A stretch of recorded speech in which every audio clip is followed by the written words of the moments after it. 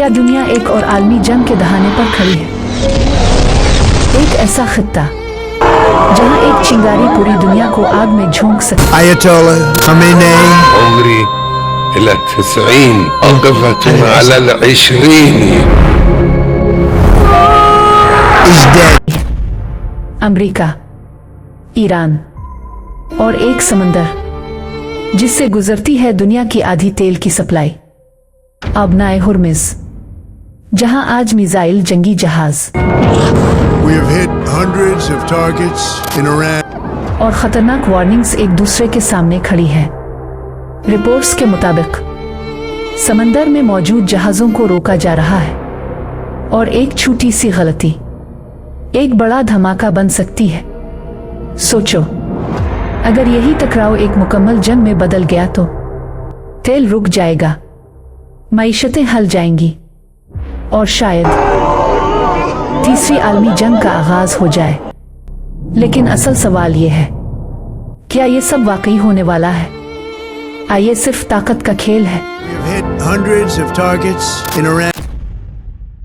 America और Israel ने Iran पर मुकम्मल फौजी हमला शुरू कर दिया है। इस ऑपरेशन को ऑपरेशन एपिक फ्यूरी उनका नाम दिया गया है और ये सिर्फ एक दिन का हमला नहीं है बल्कि कई दिन तक जारी रह सकता है। अमरीकी हुक्काम के मुताबिक वो ईरान के मिसाइल सिस्टम को मुकम्मल तौर पर तबाह करना चाहते हैं। Going to destroy their missiles and raise their missile industry to the ground. It will be totally again. Tehran, Isfahan, Qom और किरमानशाह जैसे शहरों पर बमबारी की जा रही है। सबसे हैरान कुन खबर यह है कि ईरान के supreme leader Ayatollah Ali Khamenei को भी निशाना बनाया गया और उनकी हलाकत की तस्दीक की गई है। आयतुल्लाह अल-उज़्मा सैयद अली हुसैनी खामनेई در راه سربلندی حرم جمهوری اسلامی ایران شهد گوارای شهادت را نوشیدند. ईरानी सरकारी टीवी के मुताबिक उनके साथ उनकी फैमिली के अफराद भी इस हमले में मारे गए। इसके अलावा ईरानी फौज के कई आला कमांडर्स भी एक मीटिंग के दौरान हलाक हो गए। उधर ईरान ने भी सख्त रद्द अमल दिया। ईरान ने न सिर्फ इसराइल बल्कि यूएई, कुतर, बहरीन और कुवैत पर भी मिसाइल हमले किए। दुबई में धमाके हुए, अबू ज़हबी में एक शख्स मलबा गिरने से हलाक हुआ, जबकि दोहा में अमरीकी फौजी अड्डे में आग लग गई। बहरीन में अमरीकी बहरिया के अड्डे को भी निशाना बनाया गया। ईरान की फौज ने दावा किया कि उन्होंने 27 अमरीकी फौजी अड्डों पर हमला किया है।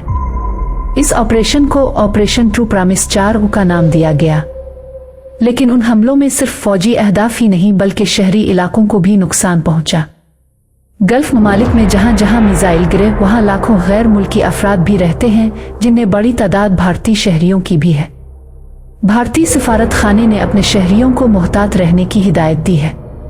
इस वक्त गल्फ के बेशतर ममालिक की फिजाई हुदूद बंद कर दी गई हैं और तमाम फ्लाइट्स मनसूख हैं।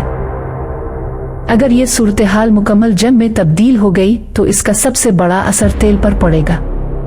भारत अपनी 50% से ज्यादा तेल की दरामद अबनाए हुर्मुज़ के जरिए करता है। अगर ईरान इस रास्ते को बंद कर देता है तो आलमी मईशत पर शदीद असर पड़ सकता है। तेल की कीमतें बढ़ जाएंगी, महंगाई में इजाफा होगा और आलमी सतह पर माली दबाव बढ़ेगा। ये सूरत हाल हमें 2003 की इराक जंग की याद दिलाती है, जब अमेरिका ने जंग छेड़ी थी जो कई सालों तक जारी रही और आम लोगों को शदीद नुकसान उठाना पड़ा।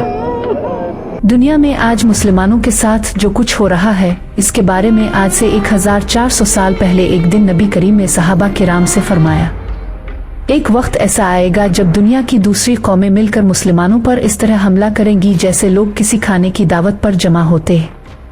इस पर एक सहाबी ने पूछा, क्या इस वक्त हम मुसलमान तादाद में बहुत कम होंगे इसलिए लोग हम पर हमला करेंगे? नबी करीम ने फरमाया, नहीं, बल्कि इस वक्त मुसलमान तादाद में बहुत ज्यादा होंगे, लेकिन तुम्हारी मिसाल ऐसी होगी जैसे पानी पर झाग और मील होता है। तुम्हारे दुश्मनों के दिलों में तुम्हारा कोई खौफ नहीं होगा और तुम मुसलमानों के दिलों में दुनिया की मोहब्बत भर जाएगी और तुम मौत से डरोगे। इस हदीस के बाद अगले तकरीबन 1000 साल तक मुसलमान दुनिया की सुपर पावर रहे।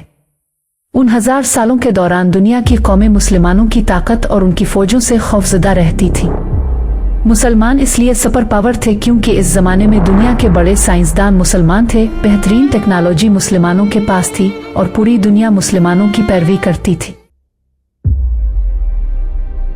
इसी तरह की वीडियोस देखने के लिए हमारे चैनल को लाइक करें और सब्सक्राइब करें। शुक्रिया।